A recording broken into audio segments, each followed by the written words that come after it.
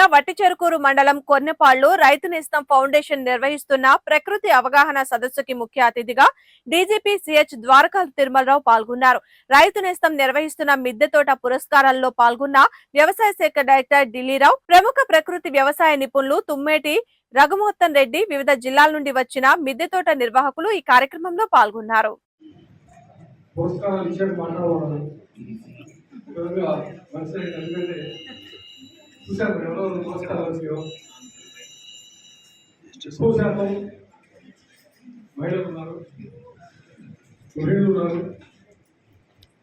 వారితో పాటు ఉద్యోగరీత్యా ఉద్యోగాలు కానీ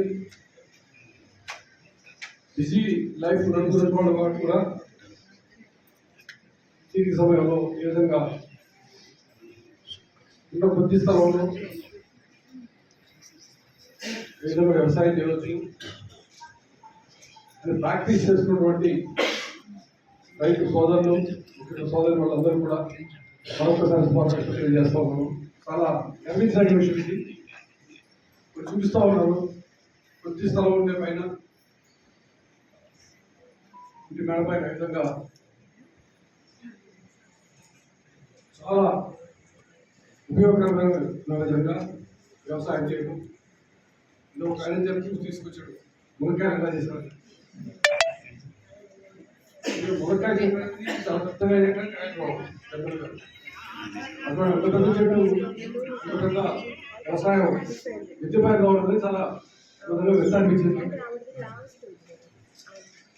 మేము చిన్నప్పుడు అయితే ఇళ్లలోనే అందరిలో ఉండేవి, చాలా చెట్లు ఉండేవి, కూరగాయలు అయితేనేవి, పొల మొక్కలు అన్నీ ఉండేవి.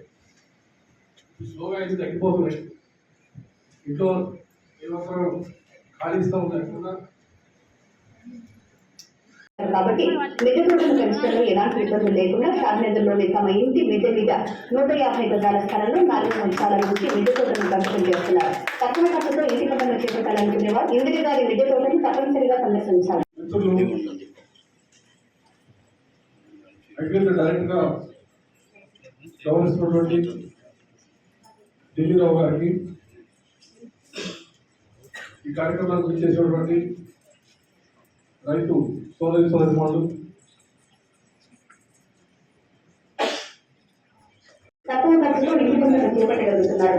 ఇందుకు గాను వేపపిండిని కొనుగోలు చేయకుండా ఇంటి చుట్టుపక్కల అందుబాటులో ఉండే ఎండు వేపాకును ప్రతి సంవత్సరం 10 బస్తాలకు పైగా సేకరించుకుని ఉపయోగిస్తుంటారు. అంతేకాకుండా కూరగాయల మార్కెట్లో అందుబాటులో ఉండే వృధాయన కూరగాయలు, టీ దుకాణం నుంచి వృధంగా పడవేసే టీ పొడి లాంటి వాటిని ఎక్కువగా ఉపయోగిస్తూ ఇంకొంత కాలం తర్వాత పూల మొక్కల కంటే ఆకుకూరలు, కూరగాయల మొక్కలైతే తమ ఆహారానికి వినియోగించుకోవచ్చనే ఆలోచనతో ఆకుకూరలు, కూరగాయ మొక్కలు తమ ఇంటి పెరట్లో పెంచడం చేస్తూ అనురాధ గారికి ఇంటి పంట పెంపకంలో సుదీర్ఘ అనుభవం ఉంది.